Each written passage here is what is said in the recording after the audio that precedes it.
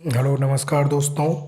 स्वागत करता हूं आपका अपने चैनल ह्योर जी के लाइब्रेरी पर। और आज हम एक जीएस का इम्पोर्टेंट टॉपिक पढ़ेंगे जो कि पॉलिटी के अंतर्गत आता है। भारतीय संविधान की अनुसूचियां यानी कि शेड्यूल्स, भारतीय संविधान की। अच्छा, देखो इसको कितना इजी वे में आप याद करो। संविधान क्या है? देखो, संविधान एक किताब है कानून की, जिसमें सारे कानून दिए गए हैं। जैसे आप स्कूल गए, कॉलेज गए, वहाँ पर हर सब्जेक्ट की एक किताब होती है जिसके अकॉर्डिंग साल भर आपकी पढ़ाई होती है और फिर एग्ज़ाम होता है। ठीक, यहाँ एग्ज़ाम नहीं होता है, लेकिन संविधान एक तरह की बुक है जिसमें सारे लॉज, सारे प्रावधान दिए गए हैं जिसके हिसाब से इंडिया में सारी गतिविधियाँ होती हैं। ठीक है, तो इतनी इजीली आप समझ सकते हो कि संविधान की ज़रूरत क्या है। क्योंकि देखो, अगर लॉज नहीं होंगे तो हर कोई अपनी मनमानी करेगा, कोई किसी की बात नहीं मानेगा, कोई पर्टिकुलर एक स्ट्रक्चर नहीं होगा, सिस्टम नहीं होगा। इसलिए संविधान की गणना की गई थी। ठीक, अच्छा, इसी को संविधानवाद बोला गया है। किसी देश में संविधान होता है और उसी के अकॉर्डिंग अगर कोई वर्क होता है तो संविधानवाद उसी को बोलते हैं। ठीक है, तो चलिए आइए आगे देखते हैं अनुसूचियाँ। देखिए, हमारे संविधान है। अब जैसे एक कोई बुक होती है, उसमें इंडेक्स होता है, कंटेंट होता है या नहीं होता है, फिर उसमें सेक्शन होते हैं। इसी तरह संविधान जो है उसमें भी भाग हैं, पार्ट हैं, अनुसूचियाँ हैं, उनके भी पार्ट हैं। ठीक है, तो ऐसे पढ़ना है अपन को ताकि इजीली याद हो जाए। देखो, भारत का जो मूल संविधान, मतलब मूल संविधान, जब ओरिजिनल संविधान जब बना ही था उसमें 8 अनुसूचियाँ थी। कितनी थी? 8 अनुसूचियाँ। आज कितनी है? 12 है। मतलब 4 बाद में जोड़ी गई, तो किसी न किसी ईयर में जोड़ी गई होंगी। जी हाँ, तो देखो 8 तो पहले थी, तो जोड़ी कौन सी गई? 9, 10, 11, 12। क्लियर? हाँ।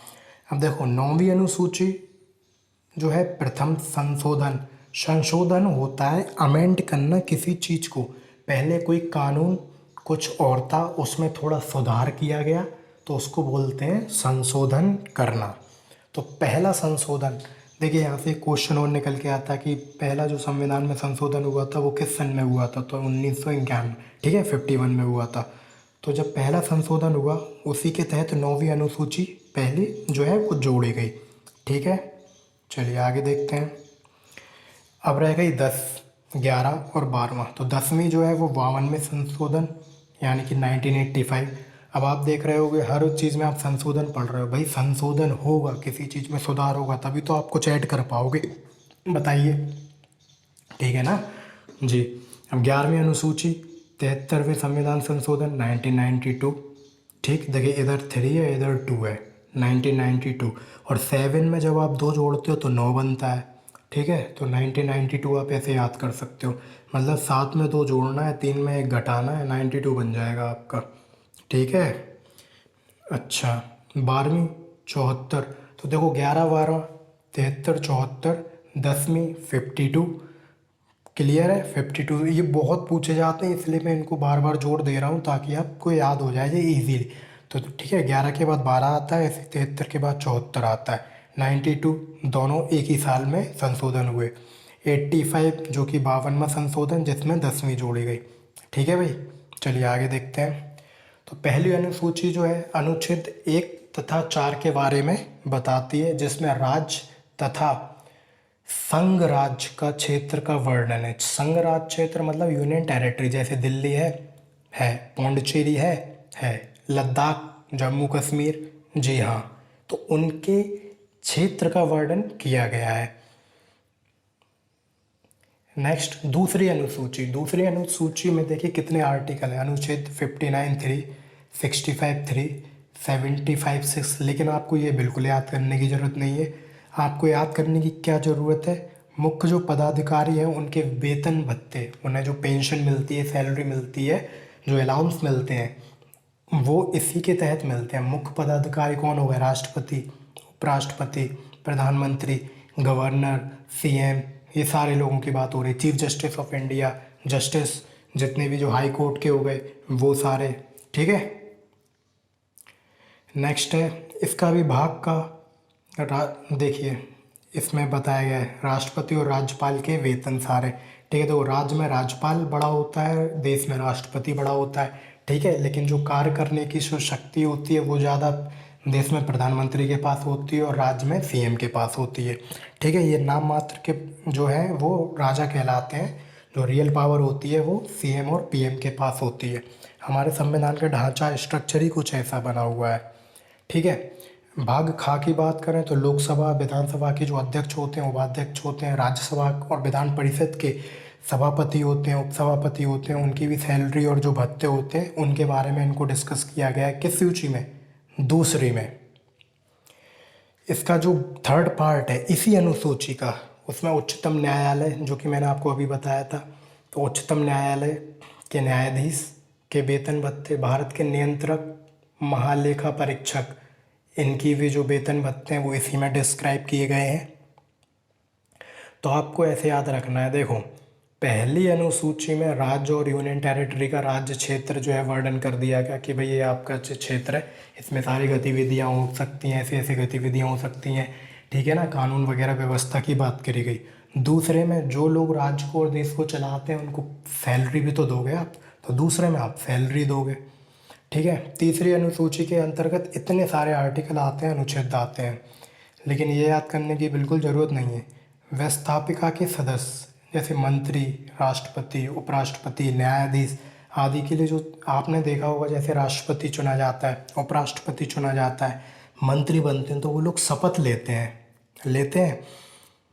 तो वो जो शपथ है, जो प्रतिज्ञा है, उसका जो प्रारूप है वो तीसरी अनुसूची में है।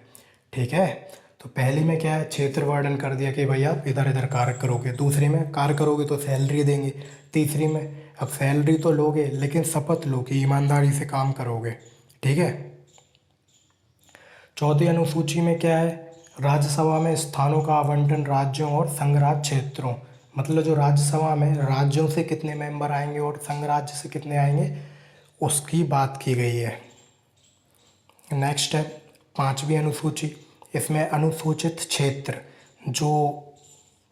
जो ट्राइब्स वाले ट्राइबल एरियाज होते हैं ना, जैसे अरुणाचल प्रदेश हो गया, ठीक है ना, वहाँ पे जो जनजातियाँ पाई जाती हैं उनके बारे में बात की गई है।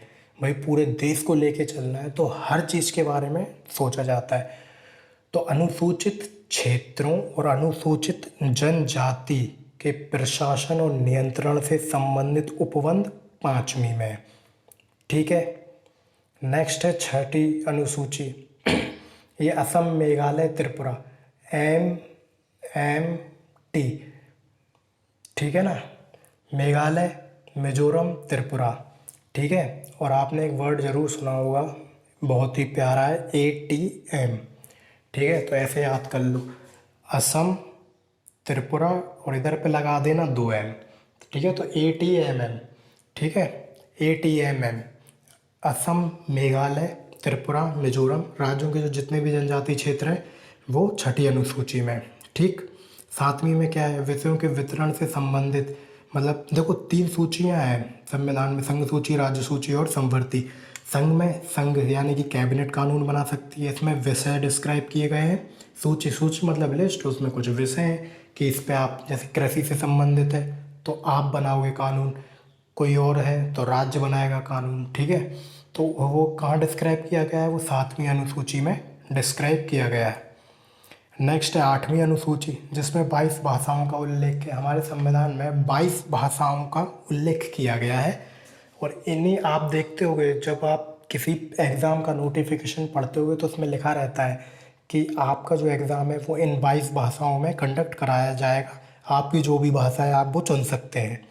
ठीक है ना, तो 22 भाषाएं संविधान में जो है वो डिक्लेयर की गई हैं। किस अनुसूची के तहत, आठवीं अनुसूची के तहत। कैसे याद करोगे, देखो 2 ऐसे बनता है ऐसे और जोड़ दो, ऐसे तो बनता है ऐसे कर दो तो 8 बन गया, 8 यानी आठवीं अनुसूची। ठीक है, नौवीं अनुसूची क्या है भाई, भूमि सुधार संबंधी जितने भी अधिनियम हैं वो नौवीं अनुसूची के में जो है डिस्क्राइब किए गए हैं, और ये पहला संविधान संशोधन जब हुआ था 1951 में उसके तहत जोड़ा गया था। ठीक है, 10वीं अनुसूची 1985, इसमें क्या है, दल परिवर्तन संबंधी।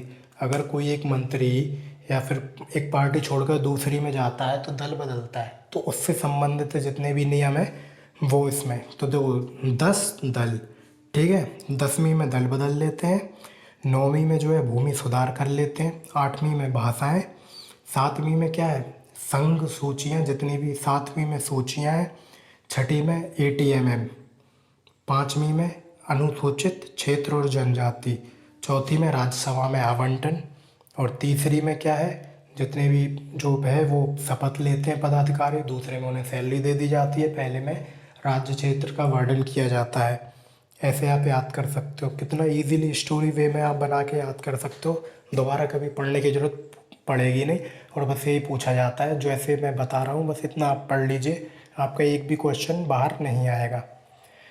देखिए 10वीं अनुसूची हो गया, तब 11वीं अनुसूची में क्या है, पंचायती राज, जिला पंचायत से संबंधित जितने भी जो है सब्जेक्ट्स हैं वो इसमें दिखाए गए हैं, दर्शाए गए हैं, जो कि 73। और 12वां जो है वो 74वें संविधान संशोधन, जो कि 1992 में ही हुआ था। इसमें क्या है, नगर पालिका का वर्णन किया गया है, ठीक है। तो देखो जिला पंचायत, पंचायती राज 11वीं में, और नगर पालिका 12वीं में, ठीक है। तो नगर पालिका का जो वर्णन है कि भाई कैसे गठित होगी, क्या कार्य होगा, इसका क्या कार्य होगा, इसके पदाधिकारी कौन होंगे, ये कैसे काम करेंगे, तो ये 12वीं अनुसूची में नगर पालिका बताया गया है, 11वीं में पंचायती राज व्यवस्था बताई गई है, 10वीं में दल बदल, 9वीं में भूमि सुधार। आशा करता हूँ आपको इजीली याद हो गया होगा बड़े आराम से। तो थैंक यू दोस्तों, और ये हमारा टेलीग्राम चैनल है योर जी के लाइब्रेरी, इसको आप ज्वाइन कर सकते हैं।